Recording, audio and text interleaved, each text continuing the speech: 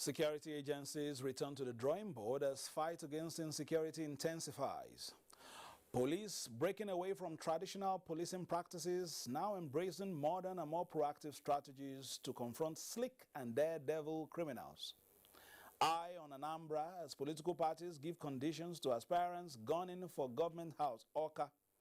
Also on political update today, imminent rainy season and the threat of floods, government's plan to mitigate the effects. Plus, the concept of representation amidst contending issues and viewpoints. We have expert analysis from a barrister legislator on the way. I'm Fisayo Ogunfui. Welcome.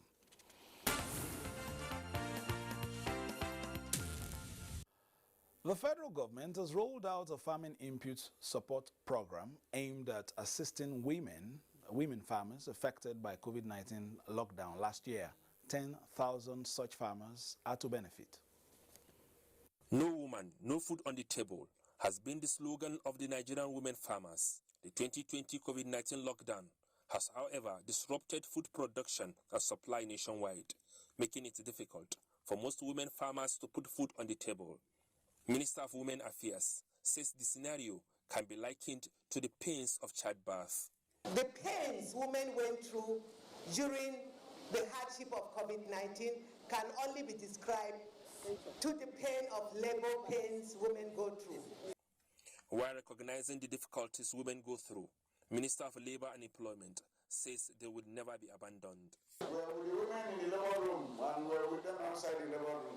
We're with them in the farm. And anytime women make this sound, it is a sign of good tidings. The good news is the provision of farming inputs and equipment to support women farmers. The ministry is supporting about 7,500 women with value kits, planting materials, growth enhancers and agrochemicals. I pledge the continuous support, our continuous support and cooperation to the Federal Ministry of Agriculture and Rural Development. Minister of Humanitarian Affairs, Disaster Management and Social Development says there will be more intervention for women. Our government enterprise and empowerment program will also ensure that timely loans are delivered to the farmers, especially on the farmer money package. My ministry has started a pilot project on drip irrigation for women, and we have done 2 pilot schemes successfully. Inputs, including seeds, fertilizer and chemicals, are being provided free, while other heavy-duty equipment will be given at subsidized rates. In Abuja, Musa Baba Aliyu, NTA News. The rains are almost here. While it could be regarded as a blessing to most farmers, it's a huge hazard to people living along floodplains due to the attendant flooding which comes with the season. Some communities have been apprehensive, but are not so apprehensive this time due to federal government's intervention. The rains have started to gather momentum, and this is the time of the year in which the atmosphere in Bariga is usually tensed. Fear and apprehension about the possibility of flooding most times overshadow the beauty of this community by the lagoon. With the 4 kilometers ecological intervention project of the federal government still underway, I decided to check for an update. To my surprise, the once contaminated sewage and gully roads have disappeared, and in their place are well-laid drainage and road awaiting asphalt laying. About 10 weeks ago, the contractor handling the project was battling hard to control flood and create space for the construction of drainage. But today, that has become history, as attention has now shifted to road construction. Areas that have been neglected over the years are now being taken care of. If you go to all the areas of Bariga, you will be surprised. There have not been heavy rain, and which we know that if there's a heavy rain, there will be a list of what we have been expressing the past years. The landlords and the landladies around here will virtually use the advantage of the road to kill us with the house rents. But not all areas will be as fortunate as Bariga. For this category, there's a word of warning from the Director General Nigeria Hydrological Services Agency, Clement Nze, who spoke to Political Update, and he says water has no enemies but also has no friends.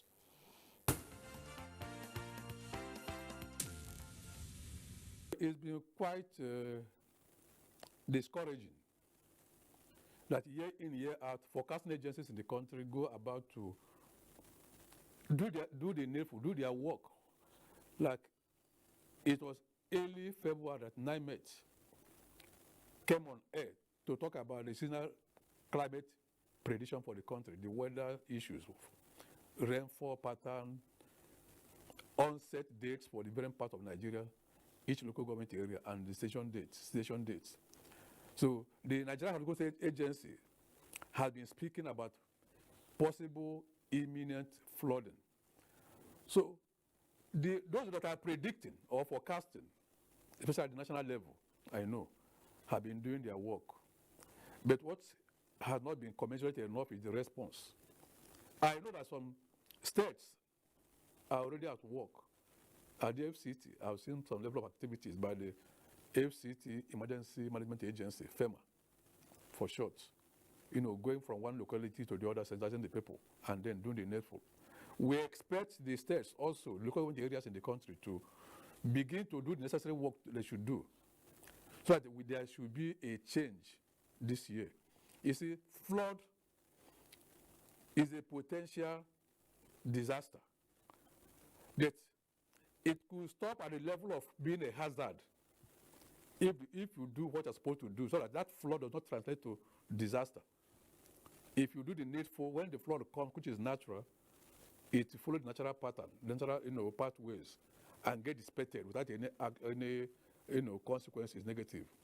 But if nothing is done by relevant authorities of government, various level individuals anyway, also, that hazard posed by flood becomes disaster. Nigeria faces 3 types of flooding, year in, year out. One is river flooding, which oftentimes starts from around July up to part of October every year. And these are the states that are contiguous to rivers Niger and Benue. You talk about Kebbi State, which always is the first casualty. Nigeria is in what we call Niger Basin, a basin. 9 countries, including Nigeria. So if it rains in Guinea, Conakry, in Mali, in Niger, Burkina Faso, Côte d'Ivoire, Benin Republic, all of them will converge and come to Kebbi State. From Kebbi, moving down to Niger, to Kwara, to Nasarawa, then coming down to Lokoja. And then on the Benue side, you have Adamawa, Taraba, Benue. So these are the states that are often suffer river flooding.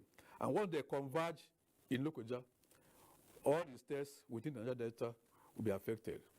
River flooding. Then we talk about coastal flooding. The states in Nigeria that are contiguous to the ocean, talk about Ondo, talk about Delta, rivers, Bayelsa, Cross River, or Akwa Ibom. They should be prepared in case of what happens from the ocean, ice melting. And then the 3rd type of flooding in Nigeria is the urban flooding, which is aggravated by the human activities within, local rainfall within the location. Like in Abuja here, there could be flooding in Amak, where there's no major river passing through Amak. No river Niger here, no river Benue. But because of human activities within Amak, Wuse could be flooded, local government could be flooded. So human activities in the major cities in Nigeria, they suffer urban flooding, occasioned by local rainfall, and then human activities, anthropogenic activities of man, blocking this, the drainage systems and building within the floodplains.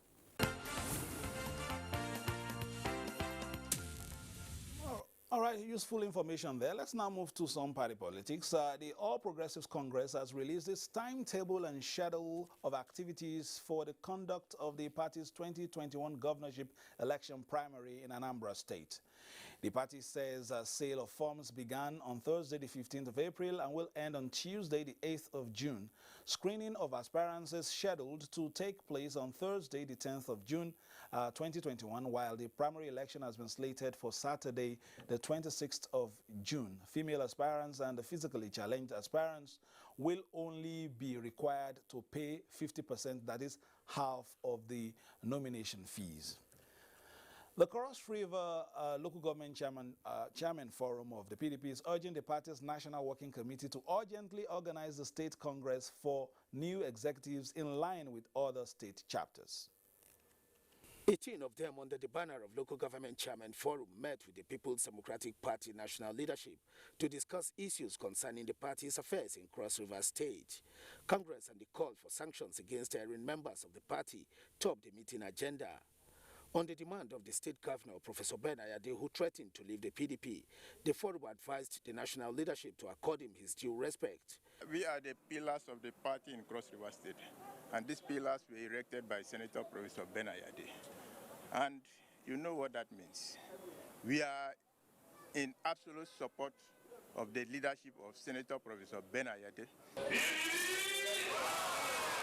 Meanwhile, the former Governor Idris Wada led screening committee to screen aspirants for the November 6 governorship election in Anambra State has interacted with the 16 aspirants jostling for the party's ticket. What matters is give them level playing ground, do the right thing, finish. We'll make some of our observations will be conveyed to the National Working Committee for their decision. The PDP governorship primary election is already fixed for June 26. Now, our second conversation is on priorities in governance and the representation under current realities. And we have former lawmaker and lawyer, that's a barrister, Rita Oji with us here.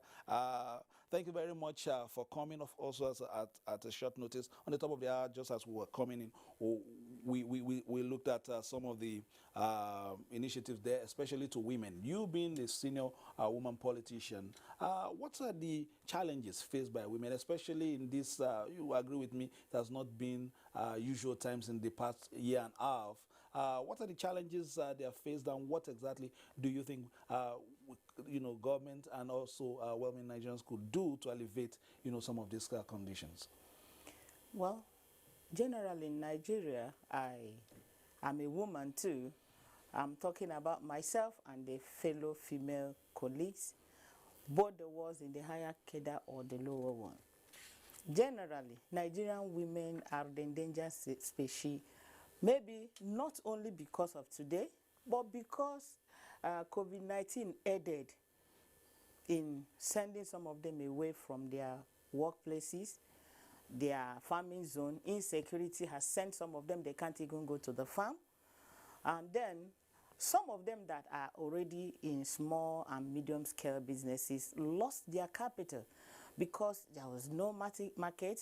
Whatever they keep, they are being consumed. When you leave a small capital and you are feeding from it, it's not returning with any gain. So there's a problem out there. So Nigerian women, generally, we are the most hit within this time of COVID. Men, yeah, but women in particular, because, a man can take a glass of wine and sleep, but a woman will not sleep until the children eat. So they are not really... Well, generally, I know that men wouldn't know what a woman is going through in the house. When you drop what you have in the house for cooking, maybe you drop 10, 20,000. It's the woman that goes into the market knows how much a fish costs. So they are really the ones that are home managers, and they are the ones suffering. Some of them had finished their businesses. Some of them faced terrible domestic violence resulting from the inability of the man to perform the right because he doesn't have. A couple of them become so annoyed. Some of them, we are like venting their annoyance on the women. That is the house. So that's really the problem about women in general. It's not really a good thing to talk about them. All right, then let's look at another aspect, of course, of we are thinking about, in one of our stories, they are talking about the rains coming. I wanted you to make a comment because, of course, you've represented some of these areas, coastal areas. And what are the challenges they faced? And in your own, time, how were you able to at least help, especially those who are living close to the waters?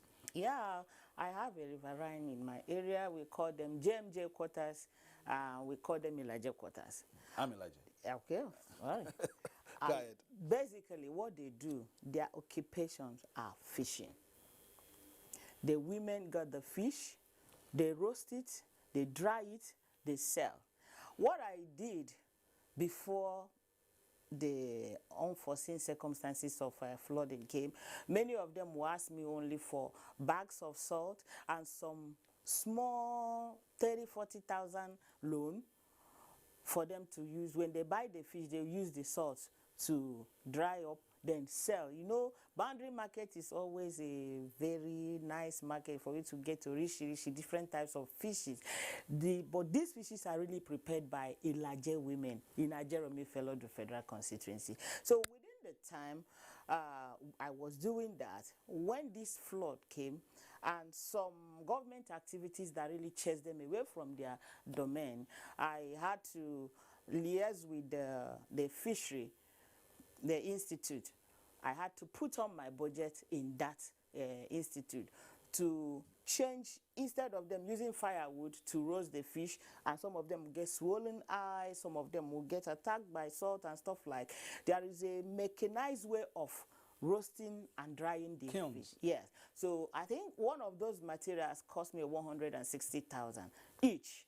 So we bought them after their training. They were all trained on how to use it, and then 40-something of them were experts. They got it well. So we have to take it and we put it for them in their various markets. So they are not using it alone, right? They dry their own fish. They can dry for others too and make money from there. And it was a nice project. It's still in their various markets till date. So they are really doing well with that. It wasn't really the issue of flood. Some of them had no house to lay their head already. Their house has been overtaken. Some of them come home. Do they go back? For instance, when these floods recede? When it's reached, they will go back. But at this stage, some of them has been sent away from that place without a roof on their head. Till today, they are roaming. Okay, let's move forward a little and look at outlook for the year. Now, it's been not a very usual year. Now a lot of youths and women, just like you say, are looking for perhaps what to do in terms of making a livelihood, in terms of what could be done very quickly to alleviate some of these circumstances. What would be your suggestion? My suggestion is that it will be on two axes. One is empowering, one is sustainability of that empowerment. The government might do well. A representative, for instance, when I was representing them, I am their face. What we have in Nigeria is representative democracy. You have them voted for you, and you have to speak for them. If they need to come and shout at National Assembly, it won't be okay. Because they represent you, you have to speak their voices and tell the world what they're facing. That is what definitely a representative has to do. So on that level, we had various empowerment. But with my own experience, I find out that some empowerments shouldn't have been done without having the people that really need that empowerment. A lot of youths will come out. Oh, let me see, for instance, you give them keke napep for them to move around. Some will sell that keke napep on the venue of that empowerment. They won't even go home with it. So I am looking at an empowerment that will be on skills. When you are trained, you live with that skill. Nobody can take it away. Nobody can take it away. Let me say, if you are a tailor, you are trained and you learn how to sew. At the end of the day, you are given a sewing machine. Those of them that I trained more than 160 something, and I gave them sewing machine. Till today, some of my campaign materials, they were the ones that made it. They sew. So those ones are no longer out there looking for who will give them money. But if you do empowerment and, generally, you didn't take a closer look of what really did they need, and how would they make use of it? You find out that when you give it to them, some of them sold the computers I gave to them on the venue. They brought buyers already. But empowerment must be given to the people that really need it and those who are skilled to make use of that. I have perhaps a question on women in politics, but that will be after the last story. We quickly move to the last story as we don't have too much time more on the show. So the House of Representatives Judiciary Committee met with the leaders of the striking Judiciary Staff Union. They are called JUSUN, but the question is if the strike will be over soon. For federal judiciary that is under statutory transfer is sent straight to the National Judicial Council for the benefit of courts and other judicial bodies under the federal government. It is not fair for the judiciary at the federal level or the staff of the judiciary at that federal level to embark on on this industrial action. Constitution of the federal government of Nigeria has not been implemented according to the restriction that guarantee financial autonomy, and is that the judgment of court that we have obtained 7 years ago had not been complied with. Still in the National Assembly, the FCC Chairman Abdulrashid Bowers met with the Senate Committee on Anti-Corruption and Financial Crimes. The new anti-graft czar sure has his work cut out.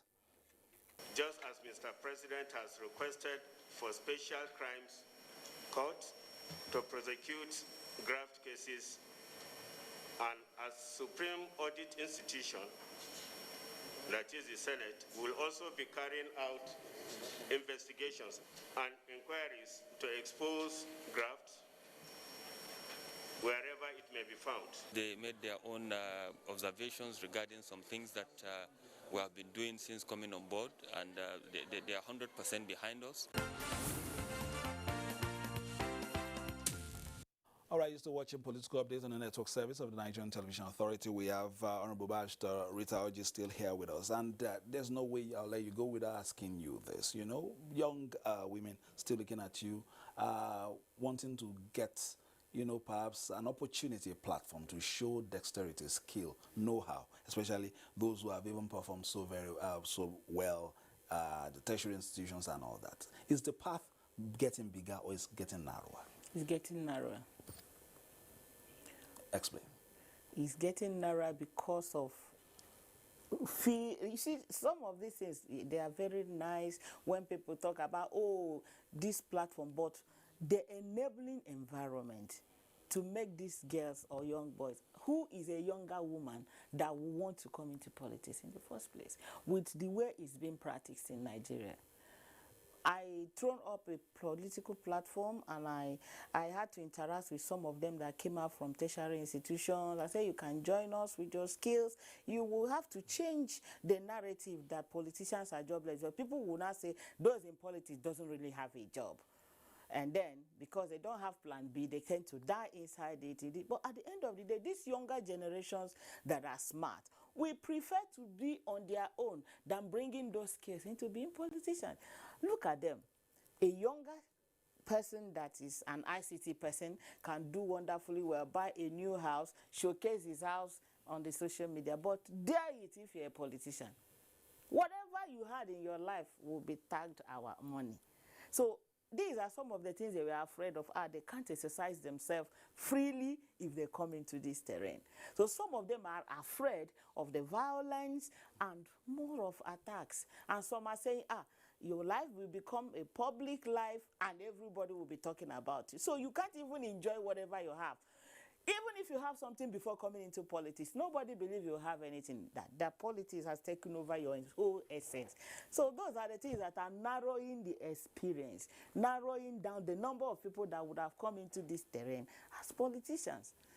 And moreover, the money involved. All right, let's make this the second of our discussion. Is always a delight having Honorable Reza Oji on the program and having you to be a part of Political Update as usual on the Nigerian Television Authority, where we give you the very best of news, reviews, previews, and interviews. So continue to be with us because, of course, we'll be giving you all the sides that it is over the weekend. Enjoying yourself with us. Mr. Ogunfi is my name. Thanking you for being a part of it. Enjoy the rest of your weekend. Bye-bye now.